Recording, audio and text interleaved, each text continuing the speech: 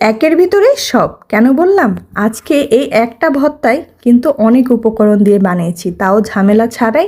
সব ভর্তাই খেতে ইচ্ছে করে, বেগুনের ভর্তাও খেতে ইচ্ছে করে, আলু ভর্তা, টমেটোর ভর্তা, কিন্তু বানানোর ঝামেলার কারণে আর খাওয়া হয় না। আজকে এই সব উপকরণ দিয়ে একটা ভর্তা সব টেস্ট পাওয়া যাবে কিভাবে, চলুন তাহলে শুরু করি। প্যানে তেল দিয়ে হালকা বেগুনটা ভেজে নিব, লবণ দিয়ে উল্টিয়ে পাল্টিয়ে পোড়া পোড়া করে সাইড করে এটাকে ভেজে নিব। তারপর দিয়ে দিব কেটে রাখা আলুটাকে সুন্দর করে এক এক করে সাজিয়ে এর উপরে কিছুটা লবণ দিয়ে দিব। লবণটা ছড়িয়ে দিয়ে তারপর কেটে রাখা টমেটোটা দিয়ে দিব।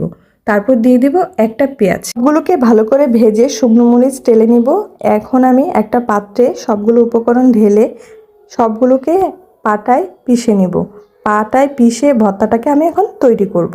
এক এক করে সবগুলো উপকরণ আমি পাটাতে বেটে নিব। প্রথমে আমি শুকনো মরিচটা হালকা বেটে নিব। আমি একদম মিহিন করে বাটি নিয়ে একটু আস্ত আস্ত রেখেছি। এরপর ভেজে রাখা আলুটা বেটে নেব। আলুটাও আমি আস্তই রেখেছি, একদম মিহিন করে বাটি নিই। সবগুলো উপকরণই আমি একটু থেতো করে আস্ত আস্ত রাখার চেষ্টা করেছি। এরপরে টমেটোটা বেটে নিব। এরপর নিব সবগুলো উপকরণ কিন্তু আমি এক এক করে বেটে নিয়েছি, দেখেন। এরপর ভেজে রাখা বেগুনটা দিয়ে দিব। বেগুনটা আমি একবারেই পিষে নিয়েছি। তারপর দিয়ে দেব ভেজে রাখা পেঁয়াজটাও বেটে নিয়েছি। শেষে অল্প একটু ধনেপাতা একবারেই বেটে সবগুলো হাত দিয়ে ভালো করে একদম ডলে ডলে মাখিয়ে নিয়েছি। হয়ে গেল আমার সব আইটেমের একটা ভর্তা। খুবই মজা হয়েছে ভর্তাটা। আপনারাও আমার মতো চাইলে বাড়িতে বানিয়ে সবাইকে খাওয়াতে পারেন।